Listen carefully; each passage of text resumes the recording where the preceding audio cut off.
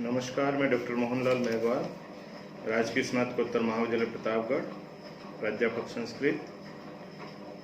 द्वितीय वर्ष संस्कृत के प्रथम प्रश्न पत्र के अंतर्गत अभिज्ञान शाकुंतलम के प्रथम अंक के महत्वपूर्ण श्लोकों की व्याख्या के क्रम में आज हम कुछ महत्वपूर्ण श्लोकों की व्याख्या का अध्ययन करेंगे। राजा दुष्यंत और सारथी मृग का पीछा करते हैं और मार्ग की स्थिति का वर्णन कहा गया है राजा के द्वारा कि रथ के वेग के कारण जो वस्तु छोटी सी दिखाई पड़ती थी वह अचानक समीप आने पर विशालता को प्राप्त हो जाती है। जो वस्तु बीच में कटी सी दिखाई पड़ती थी वो जोड़ दी गई सी प्रतीत होती है, और जो स्वभाव से टेढ़ी मेढ़ी वस्तुएं थी वो समरेखा के रूप में दिखाई देती है। तो राजा कहते हैं कि क्षण भर में न तो मेरे से कोई पास में है और न ही दूर है। इसके पश्चात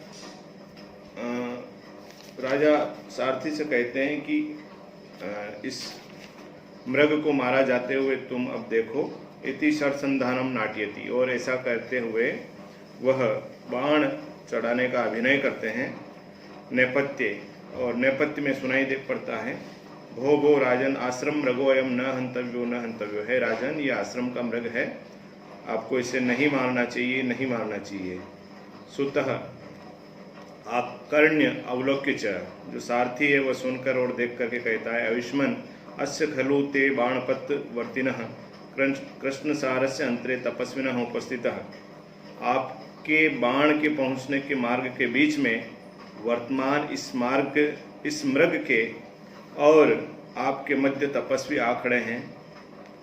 राजा ससंभ्रमं घबराहट से शीघ्रतापूर्वक कहते हैं, तेन ही प्रगृह्यन्ताम वाजिनः, तो घोड़ों की लगाम रोकिए।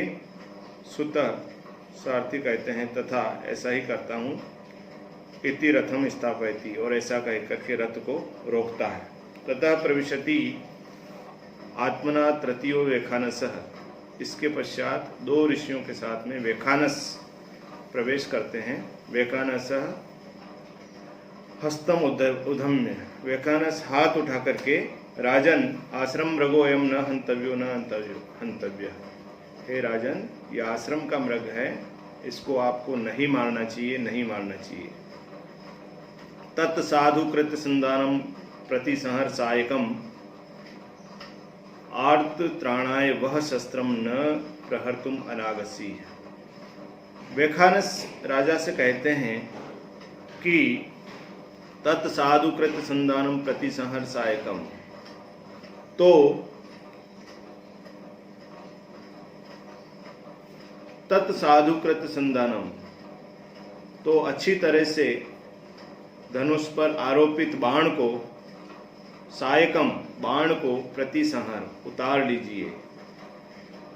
क्यों उतार लीजिए? वह आर्त त्राणाय शस्त्रम नह अनागसी प्रहर्तुम, क्योंकि आपका जो शस्त्र है वो आर्त त्राणाय पीड़ित जनों की रक्षा के लिए है। अनागसी प्रहर्तुम नह, निरपराध जीव पर प्रहार करने के लिए नहीं। राजन से वेखानस और सभी दो और जो ऋषि साथ में, वो कहते हैं कि आश्रम का मृग है, आपको नहीं मारना चाहिए, नहीं मारना चाहिए। और वेखानस इसके साथ ही राजा को उनका क्षत्रिय धर्म के विषय में बताते हुए कहते हैं कि तत्साधुकृत संधानम, तो आपने जिसको अच्छी तरह से धनुष पर चढ़ा लिया है, ऐसे सायकम प्रतिसंहर, इस बाण को उतार लीजिए। आपने किसी के वध के लिए, जो इस मृग के वध के लिए इस बाण को जो अच्छी तरह से धनुष पर चढ़ा लिया है, प्रत्यंचा को चढ़ा लिया है, खींच लिया है, ऐसे इस बाण को आप उतार लीजिए। वह आर्त त्राणाय शस्त्रम, आपका ये शस्त्र है, वह शस्त्रम, आपका ये शस्त्र आर्त त्राणाय, जो आर्त लोग हैं, जो पीड़ित लोग हैं, उनकी रक्षा के लिए है। अनागसी प्रहर्तुम न, निरपराध प्राणियों पर प्रहार करने के लिए नहीं। राजा प्रजा की रक्षा के लिए ही होता है और जन कल्याण उनके लिए सर्वोपरि होता है। तो क्षात्र धर्म का इस श्लोक के माध्यम से वैखानस राजा को पाठ पढ़ाते हैं। राजा एष प्रतिसहत, राजा कहते हैं कि यह लो मैंने उतार दिया, इति यथोक्तम करोति, और ऐसा ही करते हैं।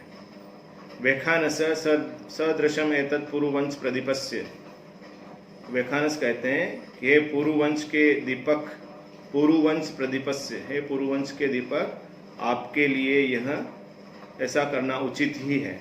क्यों? जन्म यस्य पुरोवंशे युक्त रूपम इदम तव पुत्रणम पुत्र एवं गुणोपेतम चक्रवर्तिनम आपनुहि।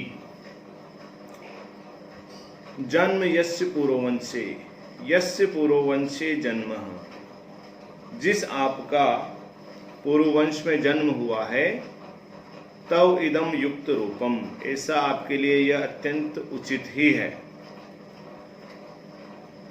एवं गुणोपेतम पुत्रम आप चक्रवर्तिनम आपनुहि, आप इस प्रकार के गुणों से युक्त, एवं गुणोपेतम, इसी प्रकार के गुणों से युक्त, चक्रवर्तिनम पुत्रम आपनुहि, चक्रवर्ती पुत्र को प्राप्त करें। राजा को आशीर्वाद देते हैं। राजा जब वैखानस के कहे अनुसार, ऋषियों के कहे अनुसार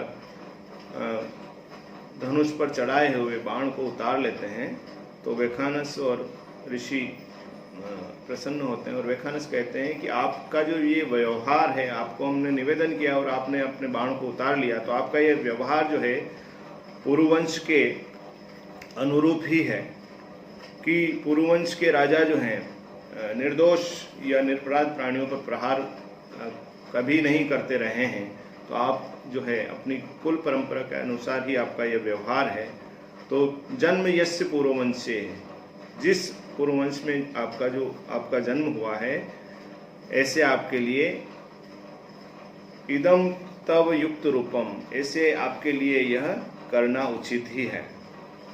और आशीर्वाद स्वरूप उनको कहते हैं कि युक्त रूपम एवं गुणोपेतम, इसी प्रकार के गुणों से युक्त, चक्रवर्तिनम पुत्रम आपनुहि, आप चक्रवर्ती पुत्र को प्राप्त करें। तो इस तरह से आशीर्वाद देते हैं। ये दोनों ही श्लोक जो हैं महत्वपूर्ण हैं व्याख्या की दृष्टि से और परीक्षा में आते हैं। आप सभी से आग्रह है मेरा कि जब आप ये मेरा वीडियो सुने, उस समय जो है पुस्तक भी लेकर के पास में बैठें और उसका अध्ययन करते रहें। धन्यवाद।